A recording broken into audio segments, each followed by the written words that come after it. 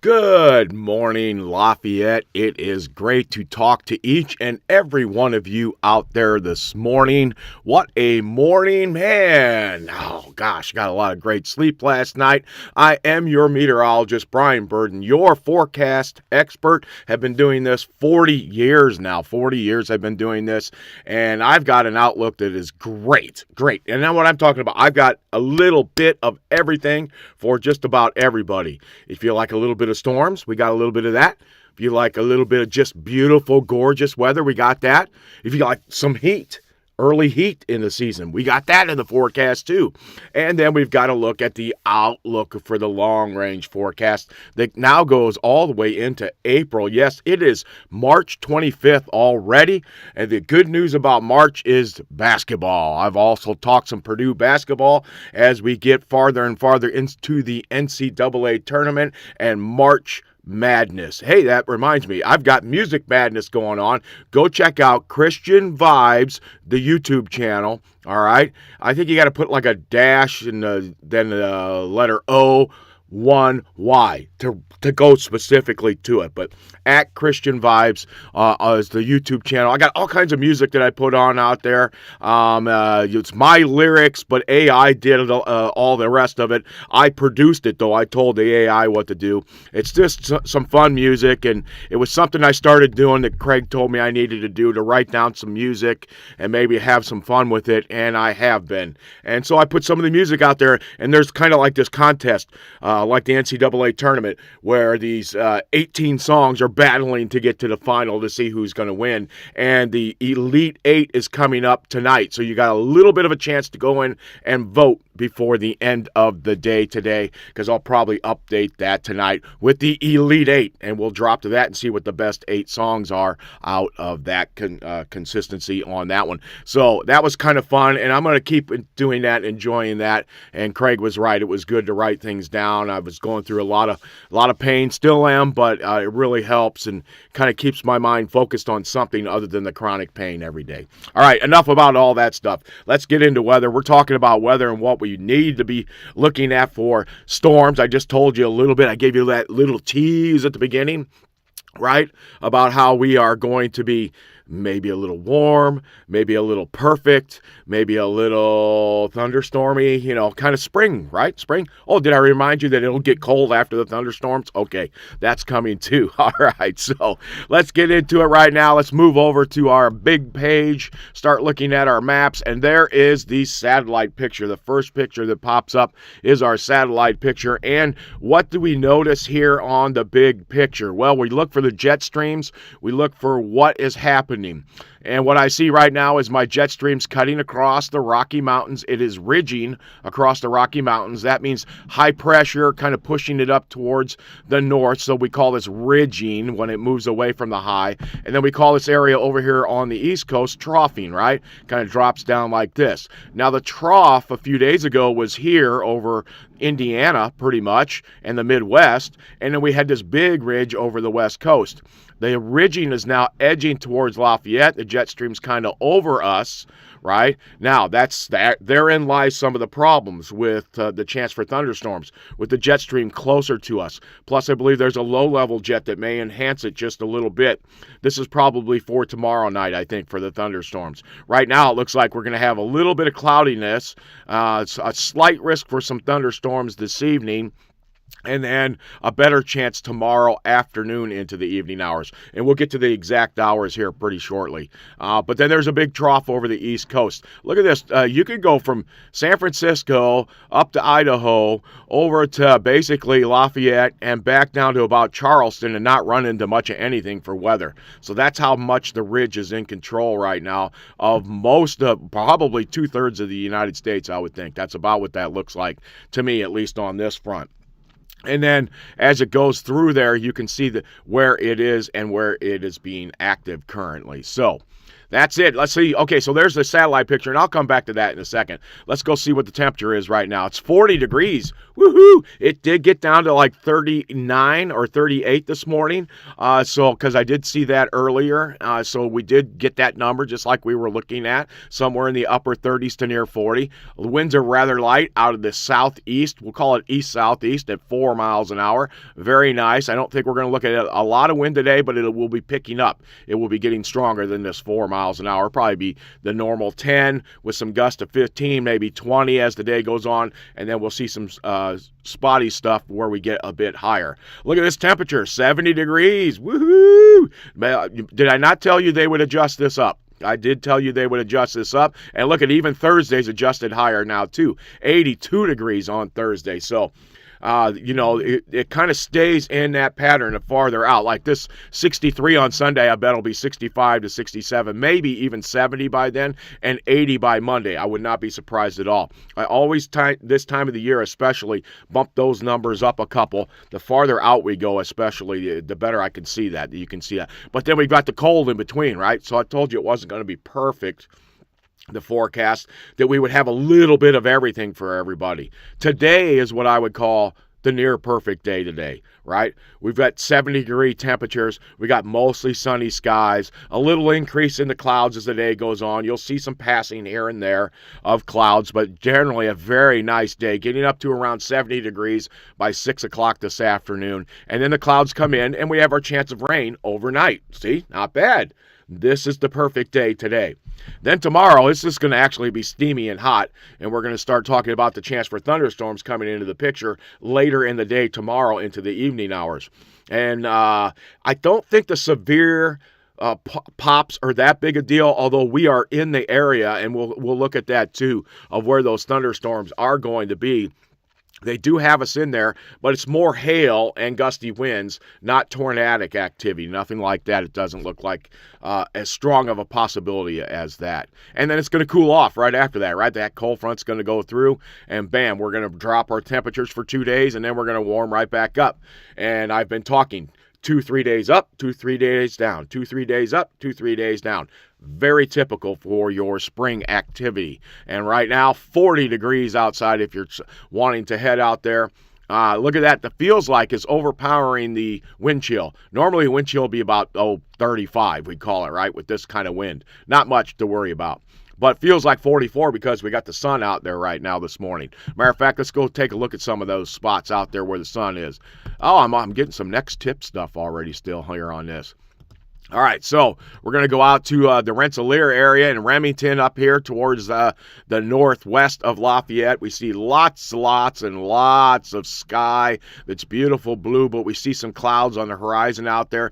Yeah, you remember yesterday I talked about the high clouds coming in, and we probably see a lot of sun, and you could see through it. Man, it was beautiful yesterday. If you have a sunset picture, send it in to me, and I'll pop it up here, and I'll show it to people. That is for sure. So do that if you get a chance, right? But right now, we see shadows real easy. It's dry out there. It looks very nice out towards Remington. And then as we head back towards Lafayette and we get to 231, very nice. Same thing, very dry for the conditions. But now we're looking back towards the, it looks like the almost due north here. And you still can see the clouds on the horizon out there, the higher clouds trying to move into the picture. And we even see a little bit of low clouds here too. Look at this. This is looking towards the south, back towards Lafayette. So I'm going to have to zoom in on the satellite and pick up a few of those clouds. And then look at this. There you go. The sun is off to our left here, so we're looking towards the south.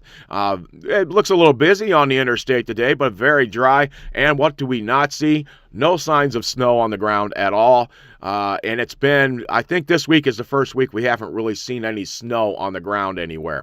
Last week, we were still pinpointing it in different spots, okay? So this week, no snow on the ground. The highways are dry. Look at this. Here you are on State Road 43, looking back towards the east, it looks like.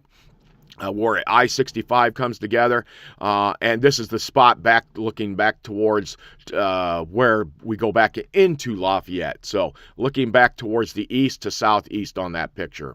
And then here we are on State Road 25, looking back towards 43. right? So you would be heading towards the northwest on this picture. Still high and dry. Now we're seeing less clouds on some of these pictures. There you go. There's some of the high clouds in the local area. Down by 26 looks pretty nice. And look, you can see the contrails very easily from the aircraft today. So that's where your high clouds are. You can see that very easily on the Dayton picture. All right, let's look locally. We see off towards West Lafayette, a little busy this morning, but very nice on the traffic camera there. Then we go down there and say, let's go to River Road where it crosses. There we go. All right. Yeah, traffic is a little bit heavy this morning. Everybody's gotten themselves settled into the spring break for some of the schools in the area, Tippecanoe County, and now people are getting back to work and doing whatever they're doing.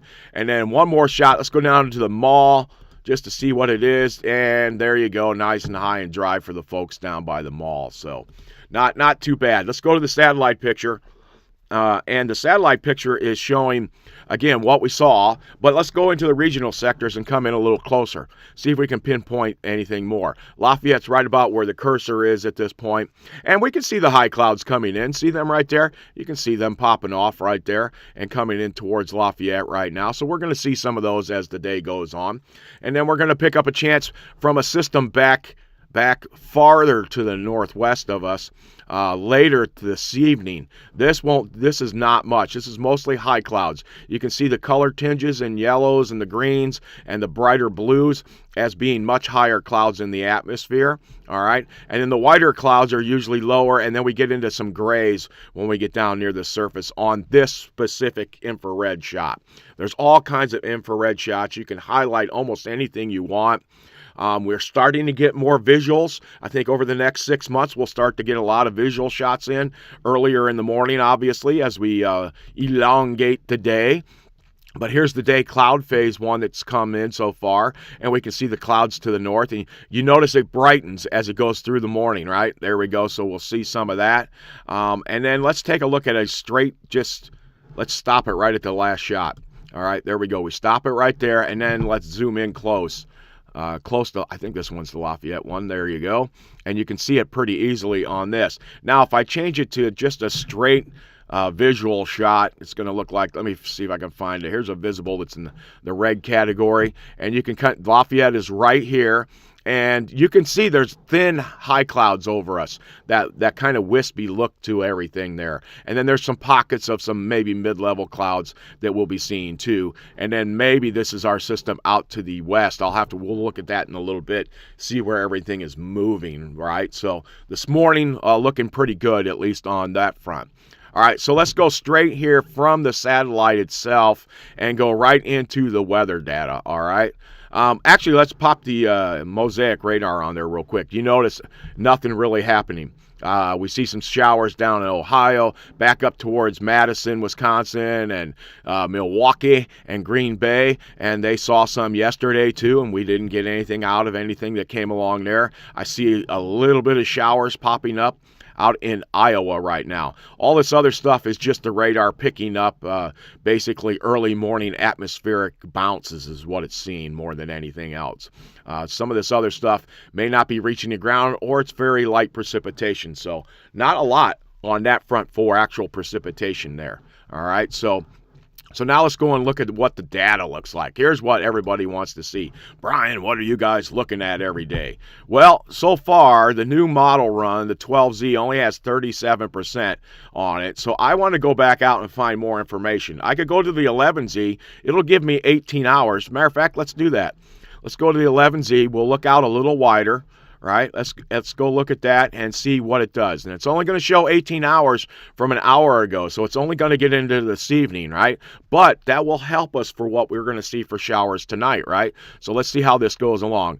We see it's pretty quiet. We do see that is that system, isn't it, out there in western Iowa that we were looking at on the satellite picture. We see a little bit of showers with that, right? And then it heads towards Lafayette as we get to the afternoon into the evening. This is about 5 o'clock. Then you've got 6, 7, 8. It looks like about 9. Right there, 9 o'clock, and then now we got 10 o'clock. There's your chance for showers and thunderstorms in Lafayette. So 9 o'clock, it's around the state line. 10 o'clock, it's in Lafayette. 11 o'clock, it's still kind of lingering around, right? You're hearing, you probably hear some thunder right here. Okay, through this category. And then you move on by 11, it's gone and passed, and there's just some scattered showers behind it that pop up, and it looks like it rains pretty good on top of us there for a while. But you notice it stops. It stops at 1 in the morning. That's 18 hours out, so we don't get a full feel of what's going on. So I want to go back to the 6Z and see what the 6Z says. Now look at the 6Z at the same time, right? It's going farther out. It's saying it's a little later. So the new HER is updating earlier, right? And also putting more of a line of thunderstorms in there. This is more 2 in the morning type frame, and the thunderstorms may be near us, but kind of going through pretty quickly. So that's what it does show, though, is we're going to get some rain. There's the earliest rain there, which is around 11, I guess. 11, 12, 1, 2. There's your thunderstorms, right? Your clap of thunder here and there. Right, and then it moves on and goes and gets out of the picture. And then we start to move towards tomorrow night, and we see another line of thunderstorms starting to pop up and trying to move into the area. And these have a bit more pop to them. They've been able to tap into the weather to the south, and we will have a chance for a severe weather thunderstorm in here, possibly. Right now, it still looks, look at it's 11 o'clock at night when it comes through, same thing as tonight, and that just quiet. Once the sun goes down, you lose that heating, and in this one, it's going to be very, very warm in front of the system. Tomorrow, remember, said we're going for 80, probably 82 in the area would be something I would be looking for tomorrow. 72 today, 82 tomorrow, and that enhances because the temperatures right behind it will be much colder, and the temperature difference there can enhance the thunderstorm activity. And in this case, because it's not getting all the aspects together, it looks like some large hail is a possibility and mostly gusty winds. Of course, you're always going to have the lightning with that, and the winds are almost always a thing that happens with thunderstorms too. All right, so there you go, and that kind of goes through overnight by the 2 in the morning time frame. Woo! 2 in the morning. I mentioned morning and I started yawning. Is that something that happens to everybody? All right, so let's keep an eye on this one, all right? Now let's go back to the north and come back in. Let's see what the NAM says on this. All right, so the NAM, the North American model, here's it's throwing the thunderstorm chances on us right around 11 o'clock tonight, it looks like. And then it keeps some showers in here until, the early morning hours. It's got them in here still at 4 o'clock, but right on the back side of that. And the thunderstorms have progressed into southern Indiana. You can see where it's a little darker in here. That's where your line of thunderstorms is, in southern Indiana. And then by 8 o'clock tomorrow morning, it's gone. But we see more, just a couple showers here or there, activity around during the day tomorrow. And then into the evening hours, here we are at, this is 8 o'clock, and there's your line of thunderstorms right here. And look at this. What's the big difference between these? They're coming from the north. They're not coming from the northwest or from the west or southwest. Southwest is where we get the big bumpers, right? We know we got movement from the southwest to the northeast, and that's where everything's tapped together. You got all your moisture from the Gulf of America. You've got your jet stream over you. You've got your low-level jet stream over you. Those are at different angles, which can give twist to the atmosphere, and that's when we put everything together and get our chances for thunderstorms and tornadic activity. This is more just your general, you call them general, run-of-the-mill thunderstorms, but you have a chance for some hail in there too that might be decent sized, and gusty winds always. And so it pushes everything through by about right at 11 tomorrow night, and then it rains pretty good afterwards, and then it presses down towards the Ohio River by tomorrow morning by 8 o'clock. It's down there, and we don't have to worry about it. But we do get colder. See the 5400 line coming down? Even during the day, it's getting colder. Watch what happens overnight tomorrow night. Is there a flurry or two still possible in here? Maybe there is a flurry or two coming off the lake from the north during that time frame tomorrow night. That would be actually that's all the way into Friday night now, right? So we've moved days forward now. We're into Friday night, but this big old high is going to start taking over for our weekend and getting us out to Monday and Tuesday. And there's the high Saturday night. Here we are into Saturday afternoon. So the high takes over. You're going to have a warmer day Saturday than it was on Friday. Friday probably a little colder. We haven't even looked at the numbers, but it's going to be in the 40s somewhere, right? Probably to 50, 52.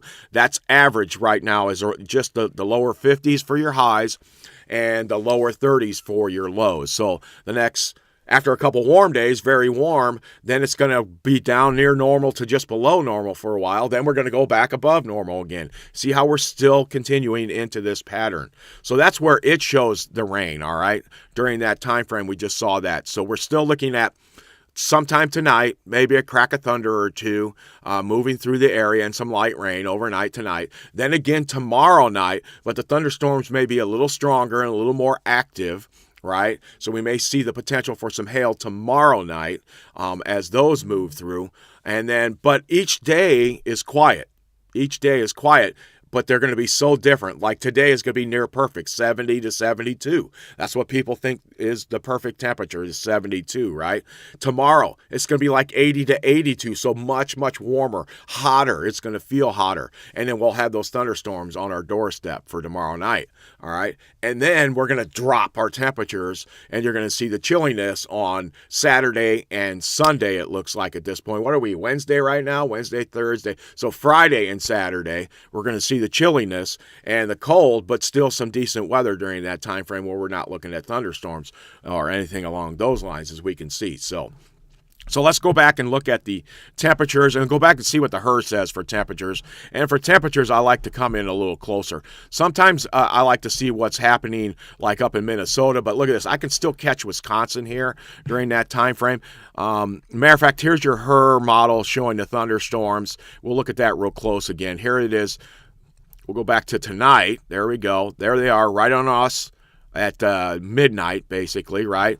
So the HER is showing that midnight, 1 to 1, 2 in the morning. So at this point, I'm saying anywhere from 11 to about 1, you're going to see a small line of thunderstorms come through, and we'll hear some cracks of thunder here and there. Gusty winds will still be a potential there, but they're not putting anything out really for severe weather on that. And I'll look at that in just a second. We'll go back to that, and then we'll come back to the temperatures. Okay, so that goes through.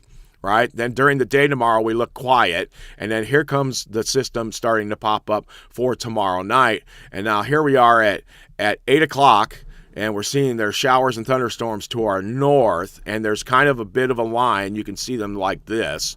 We kind of point them in there. And then there are darker showers and thunderstorms with a couple little lines inside each line of the main line. Then the main line pushes to the south. By 9 o'clock, 10 o'clock, 11 o'clock, the first little band of thunderstorms go through. Now, this could be a second little band of thunderstorms, so this could be created from the winds coming out of it. So you might have something that and you could see some small microbursts, some macro bursts here with the gusty strong winds and the thunderstorms coming through by 11, 12, 1, everything's kind of falling apart and then moving towards the south, and the thunderstorms have now moved down towards Indianapolis by that time frame. So if you're driving into Indianapolis tomorrow morning for your drive in, you still may be lingering there a little bit depending on how early you go in, but it looks like it was going all the way to the Ohio River by the early morning hours. So unless you're going to Louisville, you may not run into that. So just some thought processes on that. Let's see what the Storm Prediction Center does say. Here's what it says for Thursday. All right, let's back up one chart real quick for you. Here is tomorrow night. Now, tomorrow night just shows thunderstorm potential. See that? That's all that is for that little batch of stuff. And it actually brings it out over here. But we are right in the middle of that, and that's exactly what I would expect. Just thunderstorms tomorrow night, nothing real brutal to worry about. But then we pop into Thursday, Friday now. So what is it, Wednesday? I'm losing track of all my days' activities. All right, day 2. So that was tonight, was what we saw. Now we're looking at day 2 tomorrow night. And you notice it's a broader area. There's a slight risk in the yellow now, right? And a marginal risk in the outside, but we're right in the center of this one. and it's going from east to west, kind of. You've got a slight slant on it, but we know, based on what we've seen, it's coming in from the north to northwest for us, instead of coming from the south, where it's tapped into even more Gulf of America moisture, right? So this is going to tap into the warm, hot, muggy air that we'll see tomorrow. It'll feel muggy to you only because, and more muggy, because you haven't seen it so far this spring, where it's been like 82 and it feels just a little muggy. It's if it was 82 in July like this, you'd be thinking it was a great day. All right, so but 82 tomorrow might be kind of muggy for most people. All right, so there's the severe weather, at least on that front, for tomorrow night. And then when I go on the outlook for farther out, everything's farther south of us, and we don't have a lot of anything to worry about on that front. There's day 4. They really get iffy on their charts for farther out. And there we go for our potential, with the intensity of hail being just at a 1. So we're talking small hail for the possibility here over Lafayette during that time frame. All right, let's go back to the models. Now let's talk about our temperatures and see what we're going to do with that. Temperature-wise, here we are tomorrow morning, or this morning, we'll call it. 37 was the bottom this morning. It showed, and it was pretty close, right? It wasn't bad. Let's go to now. Here we are. This is 10 o'clock. There's 9 o'clock says 39, and 10 o'clock says 47, and it's still 44. So it's right in the middle right now as it's moving, changing. Not bad. It's gotten that pretty good because this model's closer in time frame. And then we get up 58, 60, 66, 68, 70. Come on, hit that 72. We don't see the actual number, but I'm betting you this is all the way out to 6 o'clock. 6 o'clock for Lafayette, 70 degrees. Who's not going to be out this evening? Your kids are off school. Get them out doing something. We're going to take the boys bowling, I think, this afternoon, and maybe even go out for some lunch. All the guys together in the family might be doing that. That'll be kind of fun, and we're going to enjoy the almost perfect weather here, 70 to 72 degrees. I'm going for 72. I know it says 70, but I'm going to say 72. And look at it. We're starting to get a southwesterly flow in here, which is good for today, but won't be good for tomorrow, right? Now, let's see if we also see some indications of the showers popping through tonight on our forecast. So here we are in the early morning hours. Not much, really. We see still 50s now. So the low tomorrow is only supposed to be about 55 to 56. You notice here we are right there. That's at or above our normal highs for this time of the year. So now you're seeing how warm we're going to be, right?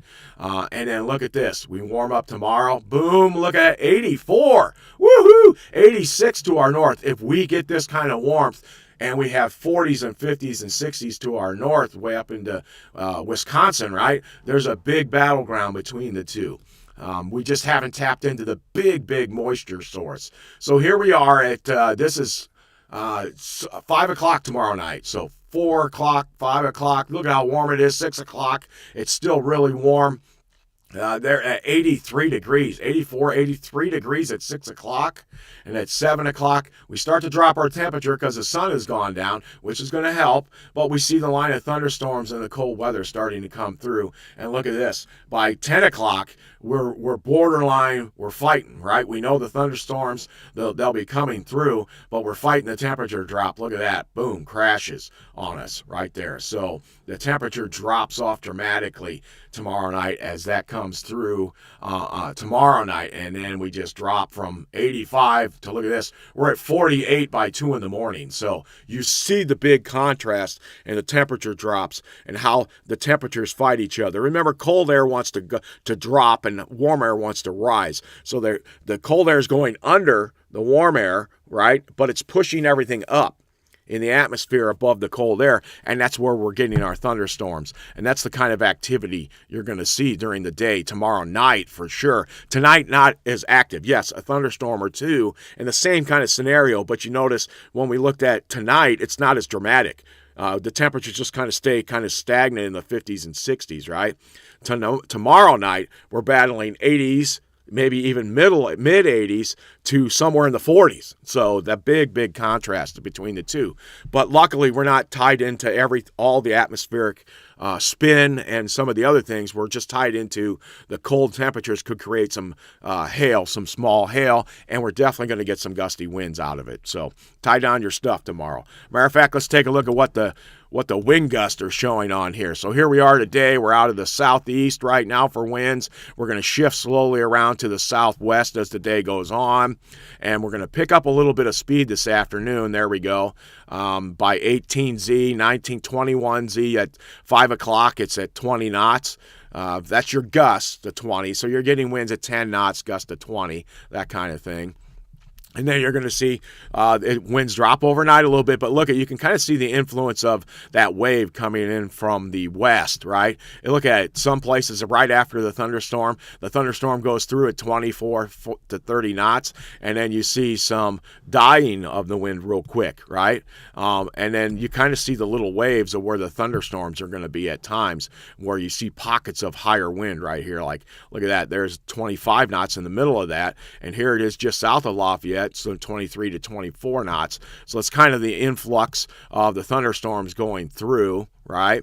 And then the winds are kind of, obtuse. They're going in different directions. They're right after the storm goes through, and then it starts to pick back up from the southwest. And look at these speeds right here for tomorrow. Okay, so this is 9 o'clock tomorrow morning when I come back on the air. Notice that we're at 20 knots in Lafayette, but it shows Crawfordsville as high as 30, and we're seeing a pocket of 30 to our south. But look at the direction, southwest.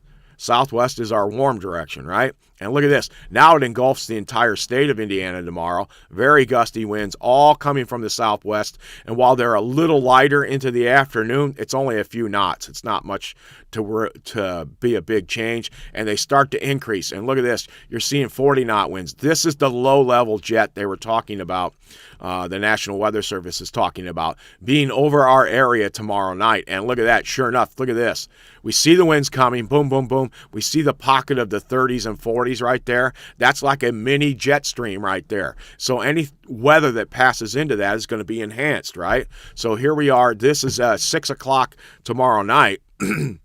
And then 7, 8, and the jet streams all right in this area. You see the line of thunderstorms and the wind involved with that coming. And so the two kind of tie up to each other as the night goes on. And while the first jet stream kind of dies out, there's more wind with the second system, and then it pushes through by around 11 o'clock tomorrow night. So 11 o'clock tomorrow night still are kind of our focus point, I think, at this point. 11 o'clock shows some potential for some 50-knot winds right there. Look at that, 53. We found a spot pretty easily out towards the state line. And anywhere along this, you could see something like that because of the thunderstorms themselves. And you could see 50-mile-an-hour winds. You're going to bet for sure tomorrow probably on a gust of 35 to 40, 45 possibly, and maybe a very isolated chance to 50, depending on where you're at any given time. And then it stays windy, but look at where the wind's coming from now afterwards. This is by 2 in the morning. We know our temperatures are going to drop. Look at now the winds are coming straight down the lake. Lafayette's still 25 miles an hour. The temperature is going to be crashing during that time frame. The thunderstorms will have moved to our south, and we are just going to turn chilly then for, that's Friday and into Saturday, right? So up a couple days, down a couple days. That's what we know for sure for the next 4 days. But what's going to happen after that, all right? Let's take a look at that. Let's go farther out. Let's go out to the, I'm just going to go straight to the GFS model, and I'm going to go to its precipitation. So we can take a look at that. And here we are the first couple days. I'm going to zoom out a little bit so we can see it a little bit better.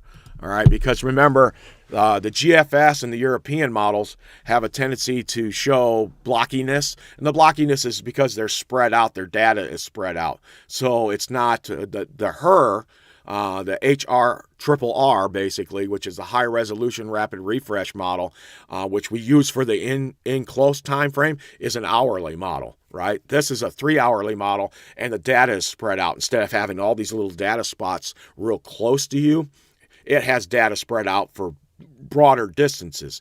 So what is it good for? It's good for picking up big systems, but not necessarily the smaller systems like the one tonight. Let's see what it does for the one tonight, all right? Let's start here this morning, and in the morning hours, right? Here we are. Excuse me. and we are early morning. And remember, this jumps by 3 at a time, so I'm going back. There we go. There's about 11 o'clock. Okay, 11 o'clock this morning. Here we are. We're seeing a westerly wind, just like everybody else, and we are slowly shifting around to the southwest, right, as we go through the day, southwest. And then there's that little patch of thunderstorms that pops up. It moves it through by about 2. Almost looks like a bird, doesn't it? It's a chicken. It's a chicken right there. Look at that. I see it. All right. Sorry, guys. That's for my grandkids if they're watching. Look at the chicken. Look at the chicken on there squawking, he's throwing eggs at people. So we got that. There goes those showers through. But it's just kind of a blocky mess, isn't it? And then it's going to pick up the stuff tomorrow night pretty good. And it kind of tries to push stuff through. There we go. That's earlier. It's actually earlier. First chance of thunderstorms around 10 or 11, it looks like, by that time frame, which is close to where we are. And then maybe a little secondary kind of just rain behind it, it looks like. And then everything's pressed off down towards the Ohio River by early morning. Here's 8 o'clock tomorrow morning, right? So not tomorrow morning, but now we're into Friday morning. We've moved ahead days at this point. So Friday looks good, but remember, here's the 540 line dropping, so we know it's going to be chilly, and we're going to move forward. The high pressure comes in, starts to build in. It's going to keep our systems to our northeast and to our north, but occasionally we get a tail from this. This is what's happened the last week or so. This high is going to move through, I think, pretty quickly, right? There it goes, crosses us by Saturday. All right, so Saturday it's starting to warm up, and then Sunday it's going to warm us up nicely. There we go. There's Sunday afternoon, right? But what have you noticed? No rain at all on Saturday or Sunday in the forecast, right? I haven't seen anything flash across Lafayette. Lafayette being right about here, okay? So there's your showers right there. And then it goes through, and we pick up some showery activity maybe on Monday. Looks like Sunday night into Monday. Looks really, really scattered. It doesn't look real organized, all right? And then Monday, we do start to pick up some more rain. And this is where this east to west kind of slog, we don't want setting up over us. We want it south of us or north of us. Yes, we need rain, but if it sets up somewhere right in this area for like 2 or 3 days, we can see consistent rain, and then we have to start worrying about flooding, all right? So it goes north of us for a while. Oh, that's good news. And then look at this. This is all warm weather again, right? Next week, boom. And then we start to see a good line of thunderstorm potential next Wednesday night into Thursday morning. There's another potential there for some thunderstorms and some showers. A lot of times now that we're getting into April, when we start to see systems, they'll have thunderstorm activity with them. So not always severe, though. Now, here's a pretty good low right here. Friday, the 3rd of April next week, and then the Saturday, the 4th, we'll be running into potential thunderstorms. That's overnight, Friday night, next Friday night, April 3rd, into Saturday morning. There you go. So that's Friday night tomorrow. That's a good time for poor thunderstorms here, because this is like 5 in the afternoon right here. And then by 9 o'clock, it's kind of passed through us, or 8 o'clock. So that will be one we'll have to watch out for next Friday. And keep an eye on this. This is your daddy's storm, like I like to say. The big boy, right? All right. And then the temperatures drop again. Look at that. The 540 line goes south of us for next Saturday and Sunday. Let's see if it hangs on for Sunday. It sure does. And then it passes and goes back to our east, right? And we start to get warm weather again by the following Monday, the 6th. Now we're into the 6th. Still no activity, right? We do have an active week. It looks like next week potentially in and out with showers and thunderstorms. And then we get an influx of some flow from the south. On Wednesday, April 8th, we get into that. Tuesday into Wednesday, and that brings up a lot of rain during that time frame. So right there's a pretty good, decent little swath of rain. But it looks like that front is way to the north. The low is off the chart. So, and then there's another low here with it involved, but it doesn't stay together. So it kind of falls apart, and it's just a frontal boundary by that point, it looks like to me. I'm no expert, though. And then here's some more cold air behind it. I don't see any blue on there. That's the good news. But that does not mean we don't have the potential for some flurries still late, all the way into April easily, and occasionally May. All right, so now you've seen that we've maybe got a little more active week next week with a few more showers here and there, and then the following week looks really dry again, and we still have that pattern of up and down, but a little more next week. It'll be iffy because the showers will be in and out, and we'll have to forecast that more, a little stronger and a little better for next week. Let's see what their temperatures look like there on this, though.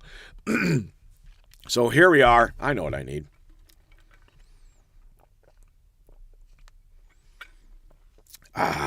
There we go. All right, so we've got temperatures in the 60s, right? For Wednesday. Here we are on Wednesday. We know we're going to get up near 70 somewhere. This thing shows about 65 is what it's showing. Let's go back in close for the temperatures so we can read them a little easier. There's Lafayette right here. So the GFS says we're only going to hit 65 today, where the HERS says we're going to hit 70. Now, I trust the HER a little bit more right now. As for it hitting, it's been hitting the temperatures a lot better. Remember, it was a couple degrees warmer yesterday, just like I said. So be ready for that again today. Probably 70. Let's see if it gets into the... It shows 80 for tomorrow, but the HERS shows a pocket of 80-something getting all the way up to South Bend, right? And to the lower portions of Lake Michigan. Maybe it's a beach day tomorrow. No, just a joke about that. But the GFS is a little more quiet on this and says it's not going to be. But it's looking at a bigger picture. The HERS now looking at finite things in closer. Or infinite, not infinite, it's still infinite because there's all kinds of data there, right? But it shows that. Now, it still shows the temperature crash, right? Here we are Friday morning. We're back down to like 30 degrees. And then all we see on Friday is a high somewhere in the 40s. And then Saturday back down to like 28 to 30 again with a high of only around upper 40s to near 50. I'll call that 50 is what I'm going to go for here. So, Now for this next stretch, we're now 2-3 days into the GFS. For the next 5 days, it's going to be pretty accurate of what it shows. And then for the 5 days after that, to 10 days it shows after that, it's going to be wonky. Now, and what I mean by the 5 days it's going to show is going to be pretty good does not mean that the model won't shift the cold front here to there, but it's going to start showing your systems better and your temperatures are going to show better. That's why next week, looking rainy, seems like it's going to be pretty good to me. We'll see how that goes and we'll develop each day. Here we are Sunday in the morning. It's in the 40s, and look at this. It only gets to about 60 maybe, and 55 on Sunday. So remember, warm, cold, right? So here we are now. Now Monday, we're going to start expecting some warmer temperatures, and there we go. We're up to 60 degrees on Monday. In the morning, it's 60 degrees, and look at this. So somewhere near 70, I think we'll be. The 70s are not far away from us at all, so I could see us being 65 to 70 on Monday. And then Tuesday, after a very warm night, let's look at this. Let's go to 12Z. 63 degrees still in the morning, next Tuesday morning. Very warm, right, still. And then very warm in the afternoon hours. Boom. Shows us into the lower 70s. I'm going to probably bump this to 75, right? That's me. You guys know me by now. And it works, right? It keeps working every time. By the time it adjusts, it gets to my numbers, right? So that's the way I'm looking at things. So then overnight, Tuesday night into Wednesday morning, it gets a little gusty. Look at the winds picking up. 20 knots. Our isobars are getting closer together. It's staying warm. And remember, this is the pattern where we're going to see in and out rains off and on. All right, let's see what happens here. On Wednesday morning, very warm. And then it gets to like 75. I'll say we're going to scratch maybe 80. But the reason we may not is, look, it's still cold down here too. Cold, relatively cold. It's only in the 70s. When we hit the 80s tomorrow, it's going to be like 85 to 90 down in this pocket down here to our southwest. But now we're looking at next Wednesday, and we don't see that big pocket of warmth, right? So we may not be able to pull it up. And that's because there's scattered rain through here, right? Off and on during that period. Next basically Monday through Friday next week is where we're looking at a lot of that. But it stays warm, right? It's going to stay warm. We're going to be in the 60s. When we get some sunshine, we're going to be maybe scratching towards 80. There's Thursday showing 75. Maybe we get up to 80 on Thursday. In and out showers at times. I see a low pressure system and the low kind of hanging right through here. That means rain anywhere through that area during that time frame. We've already looked at that. Matter of fact, what if I just shift it over real quick? Shift it to winter. Precip. Look at that. There you go. Scattered rains right along that area during that time frame. Hence, will we be in a shower or not in a shower? Will we have more sunshine or not based on where those showers were? And that will dictate whether we get a little warmer or a little colder. All right. So now here we are moving into Friday next week. And look at this low. There's your daddy's low coming out, right? And look what it does right in front of the system. Boom, pulls up some warmer temperatures. And look at, we got 20s back here and 30s. And in front, we got 70s. Luckily, we are not seeing 80s in front of this system right now. But this Big Daddy storm, we got to watch for next Friday night into Saturday, right? That's when it looks like it's coming through. And then watch our temperatures. Woo, look at that baby drop. Next Saturday morning, back down into the 20s. So, planting. I wouldn't put your plants out. You're going to want to put them out. That's going to be a pretty decent freeze right there next Saturday. It hangs on into the morning hours. We only get to like 41 or 2 Saturday afternoon. That's about it next Saturday. And then next Sunday, Easter Sunday, cold in the morning. So a couple of very cold mornings. But Easter Sunday warms up to only about 45 to maybe 50 degrees. And what was the precipitation chances during that time frame? Precip looks pretty dry at this point during that time frame. So not too bad on that front. Just a chilly Easter morning. I remember many Easter mornings. I can remember an Easter morning as a kid looking for eggs and there was still snow on the ground. All right. That I remember a couple times, but I lived up near Lake Michigan, so just south of the lake there in LaPorte, and we had snow on the ground several times. I also remember it was warm enough to run around and get the eggs, though. So that was as a kid. Thanks, Aunt Patty, to that, because she's still around. She was there then, and she had a part in that, putting out the eggs. Maybe Uncle Mitch put them out, and maybe a couple other people, but I can remember going there to the house and doing that. That's a good memory, very good memory. All right, sorry about that, guys. I reminisce a lot. Then we get into Monday morning. We're starting to get in here. Now we're back into the 30s for our lows, right? So then we see some temperatures in the 60s by Monday. Looks like low 60s. And then this is way out on 2 weeks from now, April 7th, we start to warm up again. We see some 50s and 60s. Looks like that week is a little more in and out with mid-level temperatures after a big up and down next week again, potentially. And then we kind of just settle in. We got a lot of 60-degree days there, and we're just a little bit above normal temperature-wise through that entire period. So there you go. Wow, I went 40 minutes. I'm sorry, guys. I talked a little bit about everything. We kind of covered the entire 2 weeks. We know there's potential for thunderstorms in there.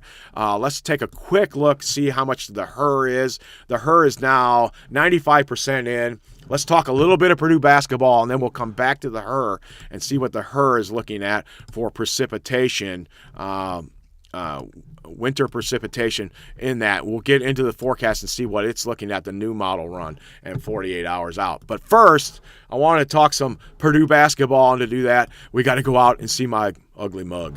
All right, there we go. Here I am. Sorry.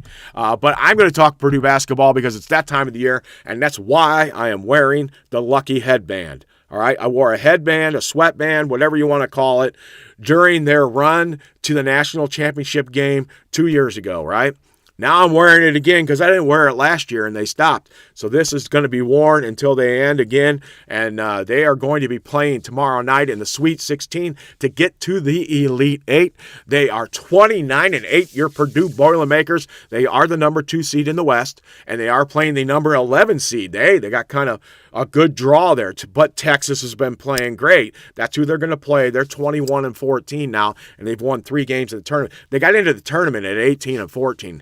They had to play their way in. That was the first win, remember. There's 4 teams that play to get in. And so they were able to win that game. Then they won against a 5 seed, or 6th seed in the first round, who I've totally forgotten who that is.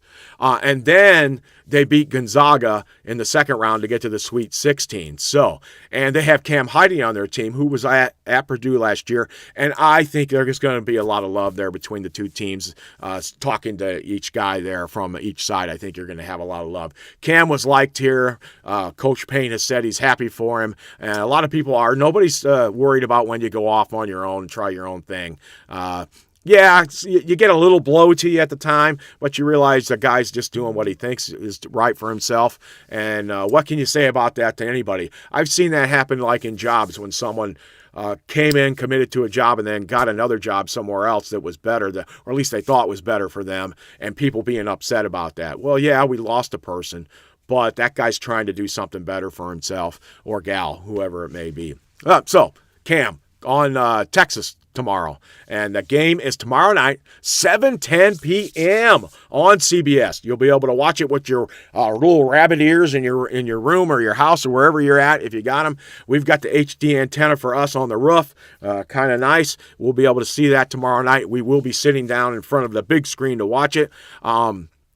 Do I stick a camera on there live so you can see us getting excited about what's happening and what's not happening? I might do that. I don't know. We'll see if my iPad or maybe my phone can do that. That might be kind of fun. And we'll just talk about the game as we're going. So we might have a run. And I did that once before, and about 100 of you came and looked in and out at any given time. That was kind of cool. All right, so it's on CBS tomorrow. Brian Anderson, Jim Jackson, Allie LaForce are your announcers, and the Purdue Global Radio Network with Rob Blackman and Bobby Rydell. You can hear it on the radio there. So say they go on YouTube and they're not showing the game, because sometimes you can get a YouTube stream, sometimes you don't, but sometimes they put the numbers on. That's the kind of thing we'll do. Although we may not put a scoreboard up there or anything, something like that. We'll just do reaction to the game, that kind of thing, and talk to you about it as it's going. Possibly. We'll see. If it's just me, I'm probably not going to do it. I'm just going to watch the game, all right? So here we go. Purdue's numbers are 29-8 on the season. They're going to win their 30th game tomorrow night. If they can do that, that puts them in some pretty high places. And I got some of those numbers earlier. I read it, so now it's in my head. Okay, so offensive efficiency, Purdue is the number one team in the country. And right now it's by a far margin, and I believe they've actually increased and gotten to the highest numbers of offensive efficiency that any team has ever gotten. So for a while they dropped off, and they were still playing good. Oh, you're the third best team in the country. And Illinois took over. Now Purdue has leapfrogged them and now back into first place, and their efficiencies are higher than any team has ever been. That's what I heard anyway. Defensive efficiency is still 33rd. They're working on it, though, right? It got all the way. It was 50th when the season started. Then it dropped to like 15th. Then it went back up to almost 40. Now it's back down to 33, and they've been playing pretty good. If they can hold teams down a little bit, their offensive efficiency should take over and win most games, right? That's what we're looking for. So the second-seeded Purdue Boilermakers aim for their third Elite Eight in the last 7 years, and it's like 9 in the last 12, so they're doing really good. When it faces a surging Texas squad in West Region Sweet 16 matchup, they are playing out in San Jose, California, all right? Do you know the way to San Jose? There you go. Purdue's got it. With that song, these beautiful tones, how could they lose? The Boilermakers are making their third straight Sweet 16 appearance and 7th in the last 9 tournaments. See, there you go, 7th in the last 9. Prior to 2019, it had been since 2000 that the Boilermakers made the Elite 8. All right, so you remember, that was such a game, that 2019 game. They made the Elite 8. Virginia had lost in the first round. They were the first number 1 seed to lose to a 16 seed that first year, and they came back and they were playing Purdue to get into the Final Four. They were in the Elite 8. And that ball got batted all the way into the backcourt. The guy made this really long pass to some guy who got it and tossed it up with 0.2 of a second left to tie the game and go into overtime. And Purdue lost in overtime. All right, get that away from us. 7 years ago already, but it sticks with you for a while. Now, a win over the Longhorns would advance Purdue to Saturday's Elite Eight against the winner of the Arizona-Arkansas game. So you're going to play an A team somewhere coming up on Saturday if you can win tomorrow night. Now, Purdue and Texas will meet for the 7th time in their series history, with the Longhorns owning a 4-2 advantage, and it will mark the first meeting since an 81-71 Purdue victory in the 2022 NCAA tournament during the second round. So that would have been to get into the Sweet 16. Now, the teams have faced each other 4 times in the NCAA tournament, splitting the 4 meetings. They're 2-2. Texas won in 1990 and 2003, both again to get into the Sweet 16. And Purdue won in the first round in 1999 and the second round in 2022. Now, the 4 meetings against Texas are the most in the NCAA tournament against a single opponent for the Boilermakers. That's unusual. 4, I would say, because over all of these years, and back, well, I guess, when you get back into the 50s, 60s, and 70s, there were way less teams in the tournament back then. So maybe that's why it is. But only 4 meetings in the NCAA tournament. I guess it is pretty high. You don't really meet all the same teams all the time, do you? Now, Matt Painter is 1-2 against Texas, with the lone win, of course, that 2022 tournament victory. And Texas topped Purdue 70-66 in Mackey Arena in November 2019 and 72-68 in Austin in December 2018. They must have had one of those home-and-home things going on there. Despite 40 points from Carson Edwards, they lost that game in 2018. Now, Purdue will be playing its first NCAA tournament game in California, and Purdue is 9-4 all-time in the West region. So we travel well back out there to where the sunny skies are. Of course, maybe one of those in the West region is Colorado. Who knows? Now, I don't like that idea of playing in the thin air because the ball reacts a little differently. I don't mean differently. I mean there's just a slight difference at 5,000 feet tossing a basketball into the hoop than there is at sea level because of the thickness of the atmosphere. A golf ball goes farther, so I'm assuming a basketball is going to go farther. Now, we're only talking maybe this much, but that much is a missed shot, isn't it? It always thought to myself I wouldn't want to play in Colorado, so because of the high heights there. Now, they're going out to San Jose, and it's closer to sea level. They'll be fine. All right, so Purdue is coming off a pair of double-digit wins in the first 2 rounds of the NCAA tournament, and Purdue looks to keep it going when it faces 11th seed Texas, of course, in the West region. In that Sweet 16, Matt Painter and Duke's John Shire are the only coaches remaining who, in the tournament, at their alma maters. Cool. So John Shire is a Texas grad, and Matt Painter is a Purdue grad. That's pretty cool. I like that because there's a lot of big-name coaches that have made it in the Sweet 16 this year. A lot.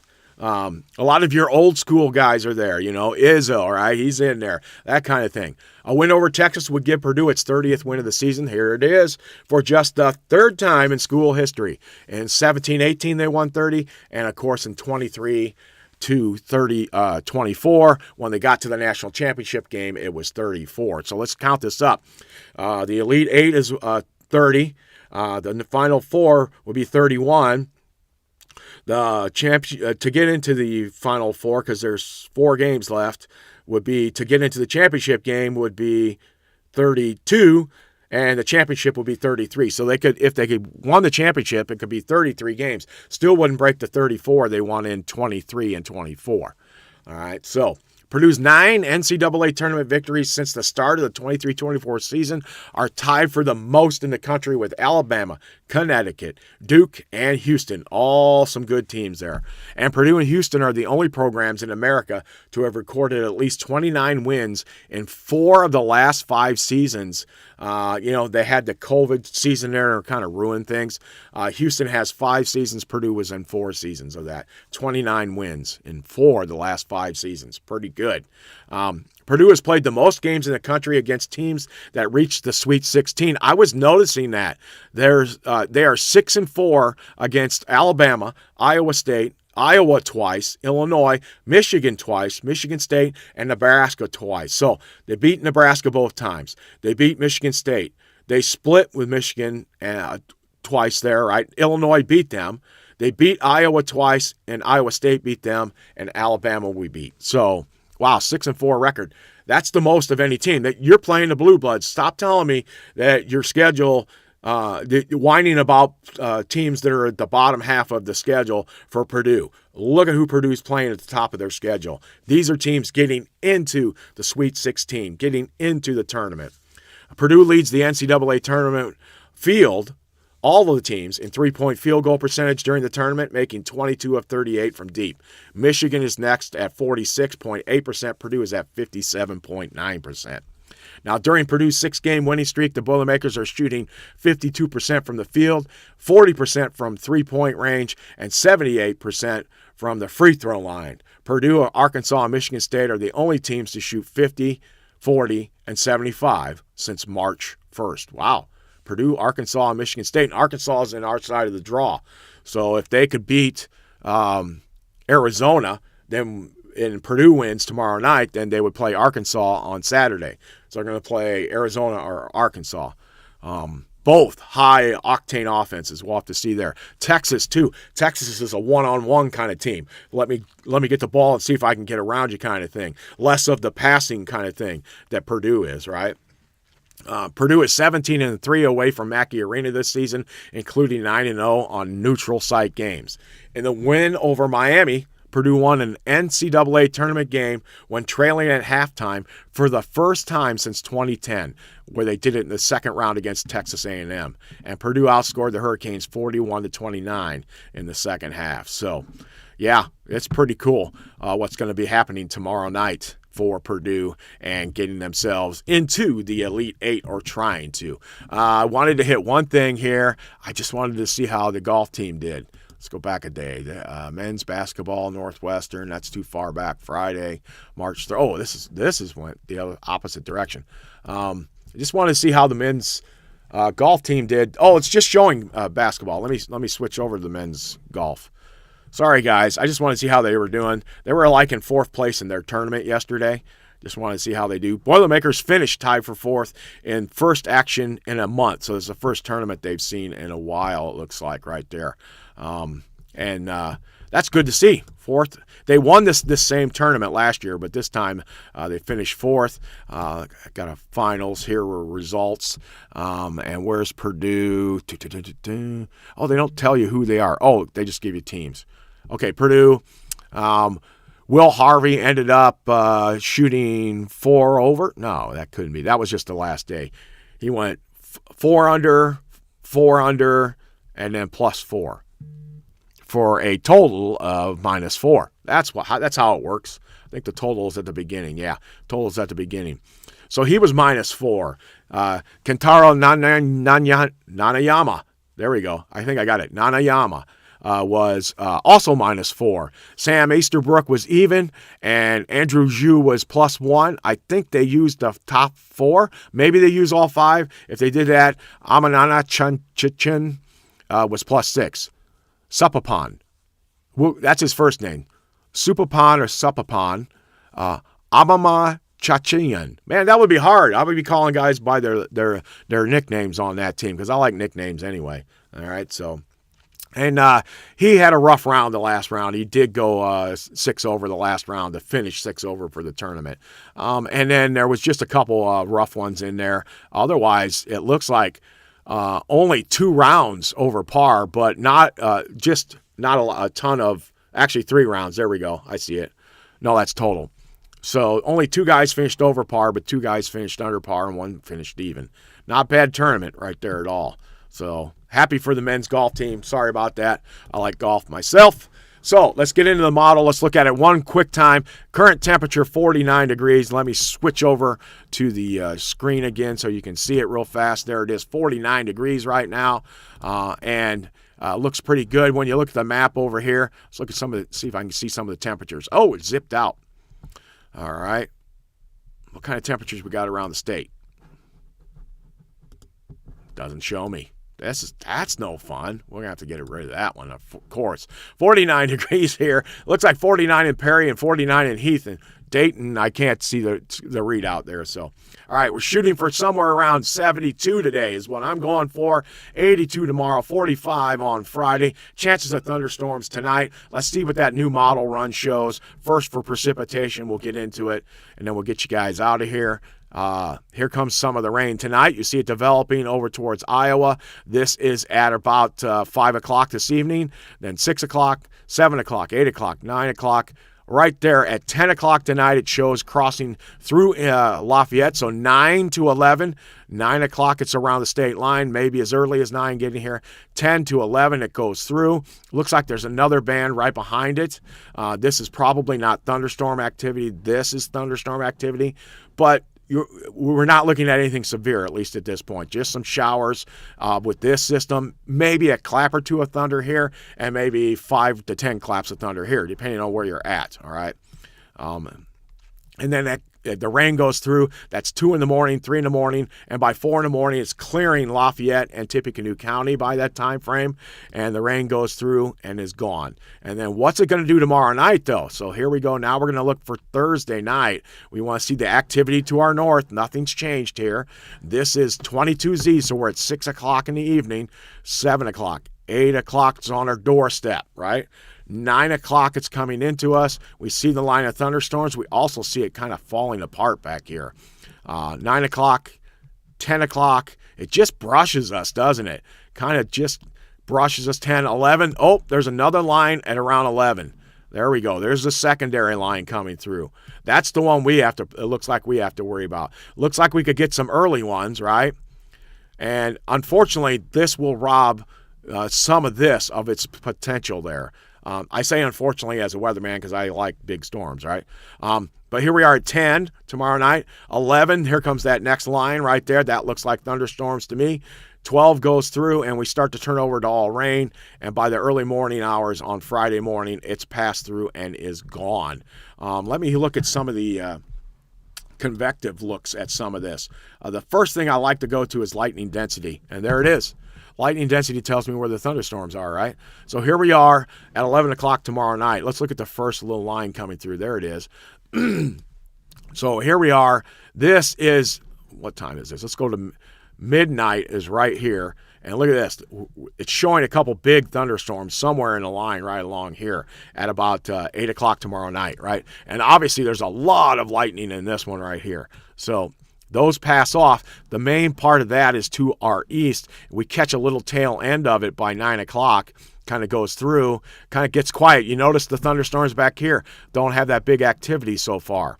And then they just don't get the punch. They lost their punch because a lot of the energy from the atmosphere is taken by those first wave, even though they don't kind of really directly hit us, right? And then they kind of go through, and we still hang on to just some lightning. There's not a lot in there with that. So that's why we're only looking for maybe a thunder bump or two tonight and maybe 10 tomorrow, right? On average, right? Somebody's going to see something a little bigger. Obviously, there's a couple. Looks like there's one just north of my house right here that I'll probably hear tomorrow night, around midnight tomorrow night. So that's something to keep in mind for all of you guys out there. There's the predictions for it right now for tomorrow night. We're just in the center of a slight region and mainly some small hail and some gusty winds with a few claps of lightning here or there are potential. And the hail and everything else is on the lower side, it looks like, as it's developing now. Tomorrow, I'll have even more information from that herd to kind of show you where everything is at. So let's come back out real quick. Look at this, guys. I love this stuff. I wish somebody else was pushing the buttons, though. That's the kind of thing. We got to get somebody to do that. Who wants to come push the buttons for me? Can't pay you. Okay, yes, I can get you a cosmic brownie every morning. How's that? All right, that's it for now. Have a blessed day. Hopefully everything goes good for you. You enjoy what you're doing and you're enjoying the activities you are in because God is on your side. He is pushing you along, even if you don't realize it and you don't even believe in it. He is there for you if you need him. Talk to him anytime during the day that you want to. He's got an open line straight to him. All right, that's it from here. Have a blessed day again. We will talk to you tomorrow.